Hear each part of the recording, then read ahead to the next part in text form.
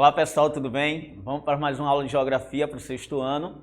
A aula de hoje a gente vai falar sobre os elementos e fatores do clima, que é um tema relacionado à aula passada, né? A gente já na aula passada trabalhou bastante coisa sobre a diferença entre tempo e clima, né? E vimos como é que se processa as informações para se conseguir chegar a uma previsão do tempo. E hoje a gente vai aprofundar um pouco mais, tratar mais de algumas informações relacionadas ao clima e entender como é que se processa a relação entre os vários fatores geográficos, né, e, consequentemente, as características climáticas das várias partes da superfície da Terra, tá bom? Então vamos nessa. Então no primeiro slide eu trago exatamente essa perspectiva de que o clima, que é um elemento da natureza e que através dele você tem vários acontecimentos ou fenômenos, né, se processando na superfície da Terra, essa coisa que a gente chama de clima, na verdade, ele vai existir por conta de outros elementos que a gente já aqui discutiu, né? O que a gente chama dos elementos climáticos. Os elementos climáticos nada mais são do que os atributos ou características, né, da atmosfera, ou seja, temperatura, umidade, pressão atmosférica, né, precipitação, né, ventos. Então tudo isso consiste em elementos climáticos. E esses elementos climáticos que eu acabei de citar, por sua vez, eles vão estar dependendo ou vão ser totalmente influenciados, né, pelos fatores climáticos que são diversos. Entre eles a gente pode citar como destaque aí a altitude, a latitude, as correntes marítimas e as massas de ar, por exemplo. A gente vai tratar de cada tópico desse, né, mais à frente, tá? Mas de um modo geral, a gente vai ter aí o elemento clima, né, que é um elemento da natureza. Ele vai ser constituído por alguns elementos, né, que eu citei, e naturalmente esses elementos vão apresentar determinadas características mediante exatamente os fatores geográficos ou simplesmente fatores climáticos, tá? Bem, então, entre os elementos do clima que a gente pode citar, né, eu vou citar aqui, começar pela radiação solar, porque na verdade seria exatamente a fonte de energia que vai mover toda essa dinâmica do clima aqui no nosso planeta, tá? Então, de um modo geral, a Terra vai receber uma grande quantidade de radiação solar durante o ano, né? E essa radiação, ao chegar no topo da atmosfera, parte dela já vai ser refletida para o espaço. Então quer dizer o seguinte, que dos 100% de energia que a Terra recebe do Sol, somente parte dessa energia consegue ultrapassar a atmosfera e de fato tocar até a superfície do solo, tá? Então assim, um percentual já bastante grande, cerca aí de 30% dessa radiação que vem em direção à Terra, a radiação solar que vem em direção à Terra, né, já 30% aproximadamente já vai ser refletida no topo da atmosfera. A quantidade de radiação que consegue passar, parte dela vai ser interceptada pela própria atmosfera, né? Cerca de 19%. Ou seja, então uma parte vai ser refletida pela própria atmosfera e a outra parte vai ser absorvida. O restante que consegue passar por essa barreira chamada de atmosfera vai sim tocar o solo, parte vai ser absorvida, parte vai ser refletida, tá? Então, nessa perspectiva de a Terra receber calor ou radiação vindo do Sol, naturalmente ela vai se aquecer e vai emitir uma resposta para o espaço. E essa resposta a gente chama de radiação infravermelha, que é um tipo de radiação que a gente não consegue ver, por exemplo, né? A gente consegue ver a radiação solar, mas a gente não consegue ver a radiação infravermelha, que é a que a Terra emite, né, em resposta a essa absorção de calor, beleza? Então, um aspecto importante a tratar da questão da radiação solar é o seguinte, que essa radiação ela não atinge toda a superfície da Terra de forma igual. Existem partes da Terra que recebem mais radiação e partes que recebem menos. Naturalmente, as regiões tropicais, equatoriais, elas vão receber ao longo do ano uma quantidade muito maior de radiação solar e por isso mesmo a gente tem nessa região do planeta um clima mais quente, né? Já regiões próximas ao polo, aos polos, tanto o norte como o sul, eles vão receber uma quantidade menor de radiação solar ao longo do ano e por isso, né, a temperatura vai trazer uma resposta que ficar muito baixa, tá bom? Então, esse é o primeiro elemento que a gente fala, a radiação solar, ou seja, a energia que a Terra recebe, né, do Sol, ou seja, esse é um dos elementos do clima. O outro elemento que a gente pode falar seria a temperatura, né? Então, basicamente, a temperatura consiste na quantidade de calor que a atmosfera vai apresentar em um determinado momento, né, em um determinado local da superfície terrestre. Esse elemento, temperatura, ele vai ser muito importante, né, para o clima, porque assim, de um modo geral, quando a gente fala de clima, a gente sempre busca características, né, que vão, né, possibilitar uma discussão, um debate sobre as características de alguma área da superfície da Terra.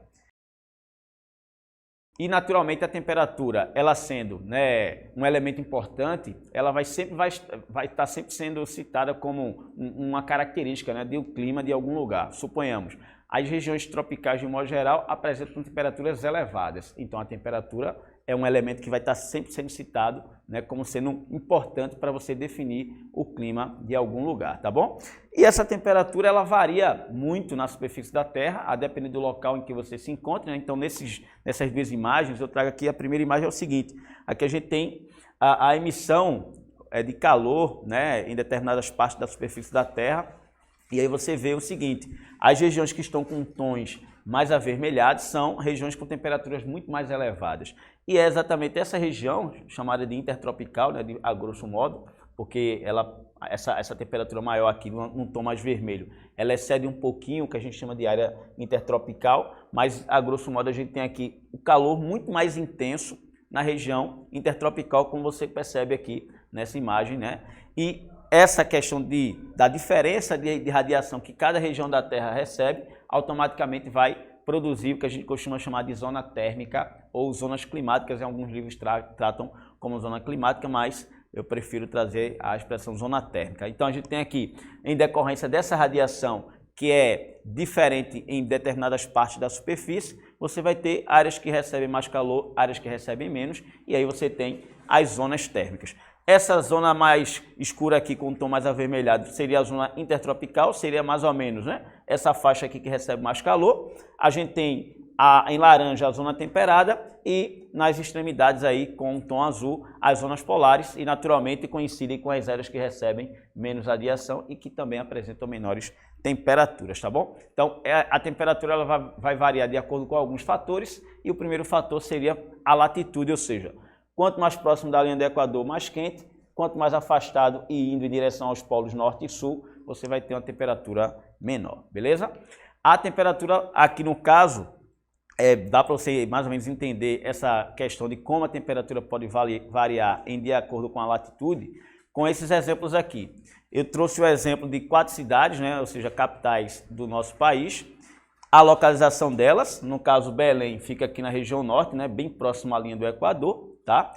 Aí a gente tem um pouco mais ao sul da linha do Equador, Salvador, e aí um pouco mais ao sul, Vitória, e no extremo sul do Brasil, aí Porto Alegre, a capital, né, do Rio Grande do Sul. Então veja o seguinte, são 4 cidades, 4 capitais localizadas em latitudes diferentes. E aí, em decorrência dessa diferença de latitude, você vai ter também variações na temperatura.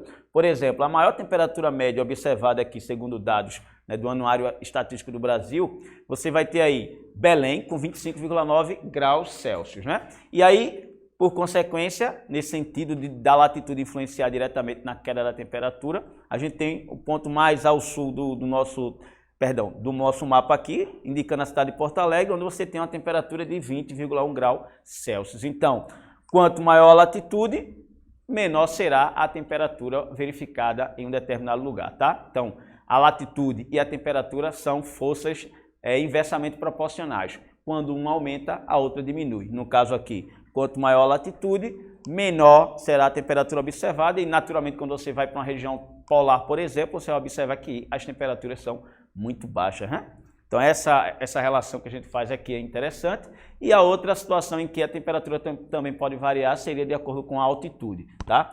Quanto maior a altitude de um determinado lugar, a tendência é que a temperatura vá diminuir. Exemplo aqui em Pernambuco a gente tem vários, né? Triunfo, por exemplo, tem pontos, né, da cidade de Triunfo que fica no sertão de Pernambuco que pode ultrapassar 1.000 metros de altitude, né? E essa variação de altitude tão grande, de mais de 1.000 metros de altitude, a depender do ponto que você estiver, o Pico do Papagaio, por exemplo, né, tem cerca de 1.200 metros, então você tem uma condição de temperatura muito menor do que o que a gente vê, por exemplo, no litoral em Recife. E o fator altitude ele também pode ser visualizado em Garanhuns, que é uma outra cidade agora do Agreste Pernambucano, e Taquaritinga, da mesma forma, também no Agreste. Ou seja, algumas cidades aqui do estado de Pernambuco que a variação da altitude, ou seja, são cidades que estão em pontos de altitude maior e que a temperatura, por conseguinte, né, são aí mais baixas. E aí o circuito do frio, né, seria uma festividade que está diretamente relacionado a esse friozinho que essas cidades fazem, sobretudo, né, nos meses de junho, julho e agosto, que seria basicamente o inverno para nós aqui, tá? Bem, Dando sequência, aqui alguns exemplos também nesse sentido. Eu vou pegar o exemplo aqui da ilustração, onde a gente tem aqui o estado de São Paulo e 3 cidades, né, retratadas nessa perspectiva. Então a gente tem Santos, que fica no litoral, então a gente tem aí no caso uma altitude muito baixa, né, e as temperaturas aqui em torno de 22 graus. Aí numa área de altitude mais, né, elevada, 800 metros aproximadamente em São Paulo, você tem uma média de temperatura aqui de 20, e aí subindo um pouco mais a serra, Campos do Jordão com 1.700 metros de altitude e uma temperatura média de 18 graus Celsius. Então, quanto maior a altitude, menor é a temperatura, e aí também a gente tem uma relação inversamente proporcional, não é isso? A altitude e a temperatura, elas são inversamente proporcionais, porque quando uma aumenta, a outra diminui, tá bom? Não esquecer, isso aqui é interessantíssimo. Bem, o outro elemento climático agora seria a umidade. Basicamente, a umidade consiste em partículas de água em suspensão na atmosfera, tá? Esse particulado de água existente na atmosfera vai ser basicamente decorrente do processo de evaporação ou vaporização da água na superfície da Terra, né? Logicamente, a evaporação é muito grande, sobretudo nas regiões oceânicas, né? E, consequentemente, toda essa energia liberada pelo Sol faz com que a água se aqueça, evapore, e aí você tem essa umidade, né, dando condições aí de formar, inclusive, as nuvens, que são também um dos elementos do clima, tá? Bem, a umidade ela vai ser importantíssima para determinar, por exemplo, a chuva, né? Então, assim, de um modo geral, quando a umidade está muito elevada na atmosfera, a tendência é que haja, né, a possibilidade de chuva também, tá? Então são elementos que estão muito próximos ou associados. Nesse mapa, por exemplo, aqui, ó, eu trago dados de umidade do território brasileiro de 22 de junho de 2020, tá? Os dados foram coletados basicamente no horário de 13 horas, né? No horário da tarde. Bem, aí aqui a gente tem vamos dizer assim, um período mais ou menos igual, que eu peguei de abril a maio, só que agora é relacionado à precipitação, né? O mapa anterior seria o de umidade e esse aqui de precipitação, chuvas no caso. E aí você vai ter o seguinte, eu vou voltar só o mapa anterior, ó. Essas regiões em tons azuis são áreas com maior umidade, tá? Perceba aqui no norte, aqui no litoral do Nordeste e no extremo sul também. Quando eu passo para o próximo mapa, as regiões com tons mais verdes seriam exatamente aquelas onde você tem mais chuvas e coincidem exatamente com mais ou menos as áreas onde você tem maior umidade, e aí você tem também uma relação que você pode fazer. Naturalmente a umidade colabora para a ocorrência de chuvas, tá bom? Bem, outro aqui eu destaquei, né, aquela questão da chuva. Um outro elemento do clima seria as nuvens. Como eu falei, as nuvens na verdade são o quê? A aglomeração dessas partículas de água lá em determinadas altitudes, tá? Você vai encontrar vários tipos de nuvens na atmosfera, cirros, cúmulos, estratos, nimbos, né? E é interessante, por exemplo, perceber os cúmulos nimbos, que são uma associação de cúmulos, né, e nuvens de um tipo nimbus, que quando elas se aglomeram, formam um complexo de nuvens gigantesco extremamente, né, verticais, ou seja, com a extensão vertical muito grande. E isso tudo aqui, ó, é o acumulado de chuva que vai cair sobre uma determinada área da superfície da Terra. Então, de um modo geral, os cúmulos nimbus são as nuvens que vão provocar, né, chuvas intensas, torrenciais, e elas vão ser basicamente uma associação de 2 tipos de nuvens, tá? E no caso das nuvens, por conseguinte, elas são responsáveis por liberar as chuvas, a neve, o granizo, e isso é o que a gente vai chamar de precipitação. Basicamente, a precipitação consiste na queda da água que está na atmosfera sobre o solo. Então, quando a água que está na atmosfera, de alguma maneira, né, alcança um peso suficiente para cair sobre a superfície, isso a gente chama de precipitação. E aí a gente vai ter vários tipos de precipitações. Vamos aqui conhecer os principais, tá? Então a gente tem as precipitações consideradas não superficiais, tá? Que seriam aí 3 tipos: chuva, neve e granizo, tá? Ou seja, elas ocorrem numa altitude maior para cair na superfície. E a gente tem as precipitações superficiais, no caso a neblina, o orvalho e a geada. A diferença basicamente é que as precipitações superficiais seria um tipo de nuvem que se formou muito próximo à superfície do solo. Em resumo, seria o seguinte: quando a água do solo evapora, ela chega a determinada altitude, ela vai subir, chegar a determinada altitude, e quando chega lá em cima, ela vai se condensar para formar a nuvem, tá? E dentro do contexto da nuvem, a gente tem tanto partículas de água como também neve, né, incluída aí você tem cristais de gelo no interior dessas nuvens, né? E aí naturalmente você tem, quando a nuvem alcança uma saturação muito grande, você tem a chuva acontecendo. No caso das precipitações não superficiais, superficiais, elas vão acontecer próximo ao solo. E isso ocorre geralmente por conta da queda da temperatura muito próximo ao solo em algumas áreas, né, da superfície da Terra. Então, por exemplo, se você encontra uma noite muito fria, possivelmente se ali tiver uma umidade boa, de manhã possa ser que ocorra a neblina, por exemplo, que é muito comum, né? Aquele climinha meio que de filme, né? Quando você sai de manhã, que está, né, tomado por uma névoa esbranquiçada que parece fumaça, e a gente, quando vai passando, percebe que são pequenas partículazinhas de água que estão ali em suspensão na atmosfera, né? A gente tem um orvalho, que seria assim, essas partículas de água da neblina, por exemplo, que ficam em suspensão, quando se formam, quando muitas vezes tocam superfícies de folhas, né? Tipo de um gramado ou mesmo a superfície de um carro, você vai ter aquela camadinha de gotinhas de água se formando em uma superfície, e isso a gente chama de orvalho. A geada seria basicamente o orvalho, só que congelado, ou seja, no gramado ou na superfície de um veículo, né, de uma manhã muito fria com temperaturas abaixo de zero, você pode ter a ocorrência de geada, como é muito comum na região sul do Brasil, né? Santa Catarina, Paraná e Rio Grande do Sul, que são os estados daquela região, tá certo? Então existem dois grandes grupos de precipitações, as superficiais, chuva, neve, granizo, e as não superficiais, neblina, orvalho e geada, tá certo? Bem, e agora, aí só para ilustrar, né? Então aqui a chuva, muito comum, né? Esse tipo de precipitação é muito comum aqui para a nossa região, aqui no estado de Pernambuco. A neve, que não é muito comum para o Brasil, sobretudo, mas em algumas épocas do ano, como por exemplo, esse ano aconteceu, né? Neve em algumas cidades da Serra Gaúcha, Catarinense e tal. O granizo já aconteceu em algumas cidades pernambucanas, assim, inclusive em Garanhuns, já ocorreu em épocas pretéritas. A neblina, né, comum, o orvalho, né, como eu falei, a gotícula de água sobre a superfície de uma folha, né, e tal, e a geada, que seria aí no caso, como se fosse assim, o orvalho congelado daria origem basicamente à geada, a grosso modo, tá certo? Então, esses são os 6 tipos aí de precipitações. E agora a gente vai falar do outro elemento, que seria a pressão atmosférica, que seria o peso que o ar atmosférico exerce sobre os corpos que estão na superfície da Terra. Assim como a temperatura, você também pode ter uma variação de pressão de acordo com a altitude, tá? Então aí, de um modo geral, a figura vai ilustrar o seguinte, que quanto maior a altitude, menor seria a pressão atmosférica. Isso aí a gente inclusive já falou na aula anterior sobre tempo, clima e condições da atmosfera, ok? E aí, no caso, como vocês sabem, a pressão atmosférica ela vai dar condição para que se formem os ventos, uma vez que as áreas de alta pressão é de onde vão sair as correntes de vento que vão atingir as áreas de baixa pressão. Então, a diferença de pressão entre duas áreas da superfície da Terra é responsável pelo vento, né? Então, a gente já tratou disso na última aula, por isso que eu não vou passar.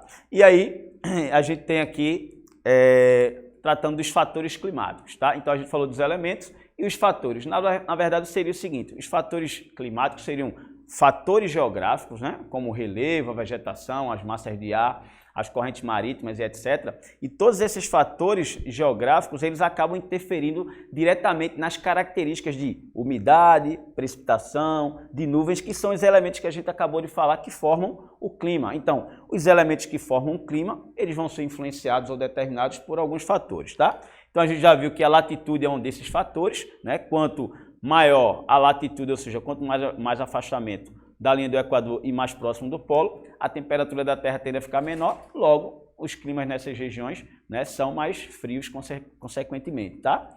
E a altitude, que seria basicamente também a relação, né, em relação ao nível do mar. Então, quanto maior a altitude, também a gente viu que a temperatura tende a cair, logo as condições climáticas também podem ser diferentes, inclusive no que se refere à chuva também, uma vez que o relevo vai interferir diretamente nessa dinâmica através das chuvas orográficas que a gente vai também mencionar já, tá? Maritimidade e continentalidade, o que é que seria? Existem determinadas regiões da superfície da Terra que são afastadas do oceano. Essas regiões recebem uma influência diferenciada, né, em relação ao contexto de chuva e temperatura do que as cidades ou localidades mais próximas ao oceano. Grosso modo é o seguinte, cidades litorâneas próximas ao oceano recebe uma influência direta na chuva e na temperatura, onde a gente vai ter uma pequena variação de temperatura ou amplitude térmica, como a gente costuma chamar, né, no termo técnico, e a gente vai ter a possibilidade de mais chuva.